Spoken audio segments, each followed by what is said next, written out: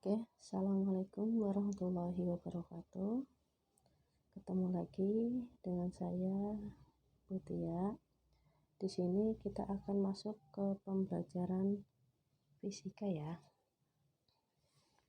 dimana fisika itu adalah ilmu yang mempelajari tentang fenomena alam, baik secara kualitatif maupun kuantitatif dengan matematika. Nah, di sini untuk bab pertama di semester awal di kelas 10 kita akan mempelajari tentang besaran dan pengukuran. Oke, saya yakin ketika kalian di SMP atau MTS, kalian sudah mengenal konsep besaran, bahkan sudah mengetahui banyak tentang besaran-besaran fisis, seperti massa, panjang, waktu, suhu, kecepatan, gaya, energi, usaha, dan lain sebagainya. Oke, di sini saya akan menjelaskan tentang besaran dan pengukurannya ya, di mana pengukuran yang cermat dan teliti itu sangat diperlukan dalam fisika agar pengamatan gejala alam dapat dijelaskan dengan akurat. Apabila ada dua pensil yang mempunyai panjang yang sama namun massanya berbeda, bagaimanakah Anda menjelaskan bahwa massanya berbeda? Nah, tentunya diperlukan alat ukur yang tepat untuk mengukur massa kedua pensil tersebut. Agar lebih memahami tentang pengukuran besaran fisika, maka perhatikanlah penjelasan saya berikut ini ya. Oke, kita lanjut ke slide berikutnya. Nah, bisa kalian lihat peta konsepnya. Di situ ada pengukuran besaran fisika, di mana pengukuran besaran fisika itu akan menggunakan yang namanya alat ukur. Di antaranya contohnya adalah mistar, bisa penggaris, kemudian juga bisa meteran ya. Kemudian ada lagi jangka sorong, mikrometer ulir atau mikrometer skrup. Kemudian ada lagi stopwatch, kemudian ada lagi neraca. Di situ ada contohnya neraca Ohaus. Nah, di mana pengukuran besaran fisika itu terdiri atas besaran pokok dan besaran turunan. Bisa kalian lihat di situ besaran pokoknya adalah panjang, massa, waktu, temperatur, kuat arus, intensitas cahaya, dan jumlah zat. Nah, di mana contoh dari besaran turunan itu adalah gaya, energi, kecepatan, percepatan, dan tekanan. Nah, kemudian pengukuran besaran fisika itu akan kita lakukan dengan cara apa? Dengan cara pengukuran tunggal dan pengukuran berulang yang memiliki nanti dari kedua pengukuran tersebut pasti akan memiliki ketidakpastian, di mana nanti ketidakpastian tersebut akan diatur dengan aturan angka penting. Nah, kemudian perlu kalian ketahui juga yang namanya pengukuran besaran fisika itu pasti memiliki satuan yang nantinya dapat dikonversikan. Oke, kita lanjut. Tapi untuk bagian satu ini nanti yang akan saya jelaskan hanya baru besaran pokok dan besaran turunan serta dimensinya juga. Nah, kemudian apa sih yang dimaksud dengan besaran? Nah, sesuatu yang dapat diukur memiliki besaran atau nilai yang dinyatakan dalam satuan tertentu. Jadi sesuatu yang bisa diukur, tapi sesuatunya tersebut diukur tapi nantinya akan memiliki nilai. Di samping memiliki nilai, nanti juga akan memiliki satuan. Nah, di situ bisa kalian lihat contohnya adalah 70 km per jam dan 4,5 meter. Nah, bisa kalian lihat di situ adalah 70 di mana 70 adalah nilai, kemudian kilometer per jam itu adalah satuannya. Kemudian ada lagi 4,5 meter, di mana 4,5 itu adalah besaran atau nilainya, kemudian meter adalah satuan. Jadi yang namanya satuan itu akan selalu mendampingi nilai dari besaran. Nah, kemudian apa sih besaran? Besaran itu adalah segala sesuatu yang dapat diukur. Nah, yang memiliki nilai dan juga memiliki satuan. Nah, nanti di sini besaran sebenarnya dibagi menjadi dua, yaitu besaran skalar dan besaran vektor. Di mana jika besaran skalar itu besaran yang tidak mempunyai arah. Sedangkan kalau besaran vektor itu besaran yang mempunyai arah. Contohnya bisa kalian lihat pada slide tersebut ya. Nah, kemudian tadi kan dikatakan satuan itu selalu mendampingi yang namanya nilai. Nah, satuan itu adalah pembanding nilai besaran ya. Kemudian satuan juga dibagi menjadi dua, ada satuan baku, kemudian juga ada satuan tidak baku. Nah, di situ satuan baku itu satuan yang nilainya selalu tetap dan pasti. Jadi, jika siapapun yang mengukur, baik anak kecil, anak SD, atau anak MI, kemudian ada anak SMP dan SMK atau SMA, itu jika mengukur sebuah papan tulis, hasilnya itu akan sama. Nah, di situ ada contoh satuan baku, satuan panjang, meter, kemudian kilometer, mil. Nah, sedangkan untuk satuan tidak baku itu satuan yang nilainya berbeda jika digunakan oleh orang yang berbeda. Contohnya, jengkal anak kecil dengan jengkal orang dewasa itu tentunya berbeda. Maka itu dikatakan satuan tidak baku. Contohnya lain adalah langkah. Misalkan langkah 2 langkah anak kecil dengan 2 langkah orang dewasa itu akan berbeda. Nah, kemudian syaratnya apa sih untuk bisa dikatakan besaran? Syaratnya adalah dapat diukur atau dihitung. Yang kedua dinyatakan dengan angka-angka atau mempunyai nilai. Dan yang ketiga mempunyai satuan. Kalau ketiga syarat tersebut ada, maka bisa dikatakan besaran. Nah, ini tadi satuan sudah saya jelaskan ya, pembanding dalam suatu pengukuran besaran. Sebuah besaran tidak hanya memiliki satu satuan saja, contohnya meter. Itu bisa kita rubah menjadi sentimeter, bisa kita rubah kaki. Kaki di sini bukan maksudnya langkah kaki ya. Nah, kemudian kita akan masuk ke dimensi. Jadi, saat ini sebenarnya sudah diterapkan satuan internasional ya yang digunakan di berbagai belahan bumi. Penggunaan sistem satuan yang beragam itu kan menimbulkan banyak kesukaran. Kesukaran tersebut mengakibatkan terganggunya kelancaran kerja sama antar bangsa dalam penggunaan dan pengembangan ilmu pengetahuan dan teknologi.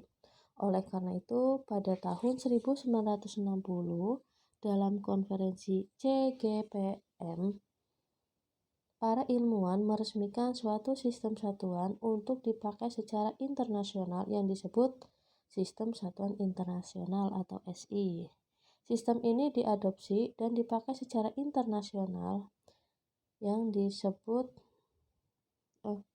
Sistem ini diadopsi dan dikembangkan dari sistem satuan metrik dinamis besar atau MKS. Satuan pokok yang telah ditetapkan dalam SI disebut satuan standar. Syarat-syarat satuan standar yaitu bersifat tetap, dapat digunakan dimanapun, berlaku secara internasional, dan mudah ditiru sebagai satuan yang serupa. Nah, kemudian daripada sistem satuan internasional itu kan ada 7 besaran pokok yang berdimensi ya. Di sini ada dimensi, di mana dimensi suatu besaran itu adalah cara besaran tersebut tersusun atas besaran pokok, atau bisa dikatakan dimensi suatu besaran itu adalah cara penulisan besaran tersebut tersusun atas beberapa besaran pokoknya, di mana cara penulisan suatu besaran dinyatakan dengan lambang huruf tertentu dan diberi tanda kurung persegi. Nah, sedangkan 2 besaran pokok tambahan tidak berdimensi. Nah, di sini ada perumpamaan jenis-jenis besaran. Tadi sudah dijelaskan di awal bahwa besaran dibagi menjadi 2, yaitu besaran pokok dan besaran turunan. Bisa kalian lihat ilustrasinya, di situ ada sebuah bangunan yang dibangun dengan bata, kemudian ada atapnya atau itu bisa dikatakan sebuah rumah. Di situ kita bisa lihat besaran pokok itu seperti layaknya batu bata menjadi penyusun dasar dari sebuah rumah. Sedangkan pada besaran turunan itu seperti sebuah rumah tersusun dari kumpulan batu bata sebagai bahan dasarnya. Jadi besaran turunan itu memang ada karena adanya besaran pokok. Sedangkan besaran pokok itu memang sudah memiliki nilai dan satuan yang memang sudah ditentukan. Nah, kemudian berdasarkan cara mendapatkannya, itu nanti besaran dibagi menjadi dua, yaitu besaran fisika yang nanti akan adanya hasil pengukuran. Sedangkan kalau besaran fisika itu bukan hasil pengukuran, bisa melainkan sebuah kesimpulan. Tadi sudah saya jelaskan, besaran itu kan dibagi menjadi dua pokok, di mana besaran pokok adalah besaran yang ditentukan lebih dulu berdasarkan kesepakatan para ahli fisika. Kemudian besaran turunan itu besaran yang diturunkan dari besaran pokok. Bisa kalian lihat itu ada tabel besaran pokok beserta satuan dan dimensinya. Di mana situ nama besaran pokoknya adalah panjang, kemudian satuannya adalah meter, ada lambang satuannya adalah meter, kemudian ada dimensi itu lambangnya L dengan tanda kurung persegi ya. Dan lain sebagainya, ada massa, waktu, kuat arus listrik, suhu, intensitas cahaya, dan lain sebagainya. Kemudian besaran turunan itu beserta satuannya dan dimensinya. Nah, ini bisa kalian lihat contohnya, luas sama dengan panjang kali lebar, di mana panjang itu dimensinya adalah L dan lebar adalah L, karena sama seperti panjang. Hasil dari dimensi luas itu adalah L kuadrat. Di situ juga ada contoh kecepatan. Saya ini untuk tabel besaran turunan ya. Sekarang kita coba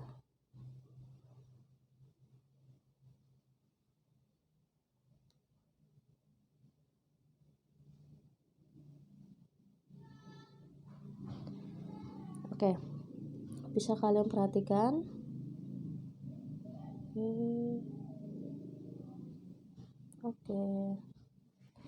Nah, tadi ada luas. Luas sama dengan panjang dikali lebar. Di mana panjang itu satuannya satuannya meter. Ulangi. Luas sama dengan panjang kali lebar, di mana panjang itu satuannya adalah meter, kemudian lebar juga satuannya adalah meter. Di sini akan dihasilkan sama dengan meter kuadrat. Nah, jadi bisa kalian lihat untuk yang luas ini merupakan besaran turunan, sedangkan panjang dan lebar ini adalah besaran pokok. Kenapa panjang dan lebar dikatakan besaran pokok?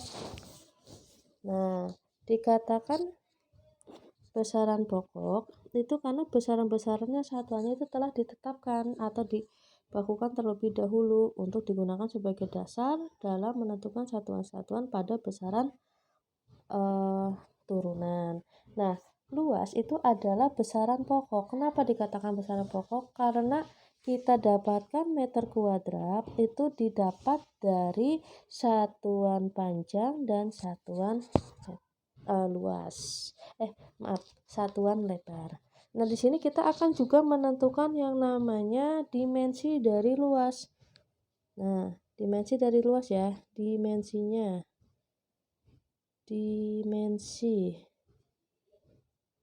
Nah, dimensinya sama dengan untuk satuan panjang itu dimensinya apa tadi sudah ada di slide sebelumnya ya. Jadi dimensinya itu adalah L. Berarti meter ini adalah L. Nah, kasih tanda kurung persegi, kita kali L. Nah, jadi hasilnya apa? L kuadrat. Nah, jadi dimensi dari luas itu adalah L kuadrat. Ini luas ya. Luas. Oke.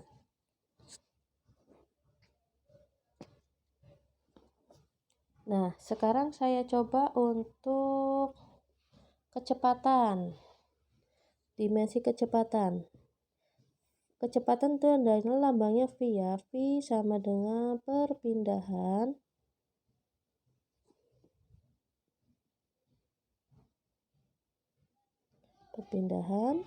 dibagi waktu. Nah, kayak kita tentukan satuannya dulu. Jadi kecepatan itu adalah besaran pokok ya, di mana perpindahan itu adalah besaran pokok, waktu juga besaran pokok. Maaf tadi mungkin saya salah, itu untuk kecepatan besaran turunan, di mana perpindahan adalah besaran pokok, waktu adalah besaran pokok juga. Perpindahan ini sama seperti panjang.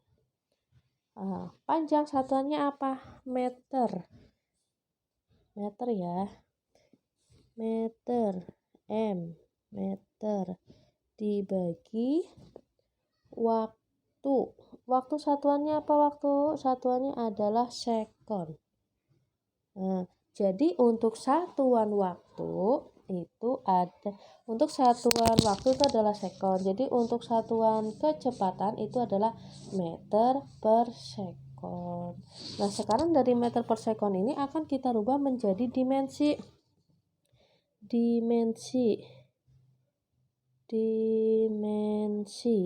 Oke, dimensinya sama dengan, nah tadi meter itu dimensinya adalah L ya, jangan lupa kasih tanda kurung L. Oke, L dibagi sekon. Sekon itu dimensinya adalah T. Oke, T besar ya. Nah, jadi dimensi dari kecepatan itu adalah L per T. Kalau satuannya adalah meter per sekon, ini satuan. Oke. Kemudian ini bisa kita rubah. Nah, jadi bisa kita rubah seperti ini. L. Nah, boleh dikasih titik, boleh tidak ya. Nih. T-nya pindah ke atas, berarti sini T. Oke, kita tutup. Maka karena T yang tadinya di bawah pembagian itu pindah ke atas, maka di sini akan berubah jadi pangkat -1. Oke. -1. Ini adalah dimensi dari kecepatan. Paham ya? Oke, untuk tugas kalian coba di rumah, nanti silahkan kirimkan japri ke nomor saya untuk mencari dimensi massa jenis.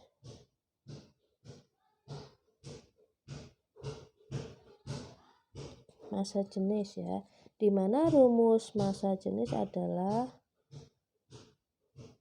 sama dengan massa per volume. Nah, tadi kan kalian sudah tahu volume dimensinya apa, tinggal mencari massa dimensinya apa. Silahkan dicari.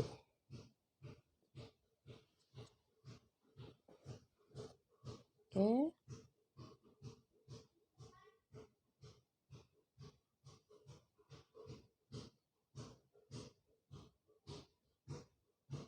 Oke, untuk pertemuan hari ini hanya itu saja yang bisa saya berikan. Terima kasih sudah mengikuti. Ingat, tetap jaga kesehatan, jaga jarak, rajin cuci tangan, dan gunakan masker. Juga kurangi keluar rumah ya, selaginya bisa di dalam rumah, silakan di dalam rumah. Oke, saya akhiri. Wassalamualaikum warahmatullahi wabarakatuh.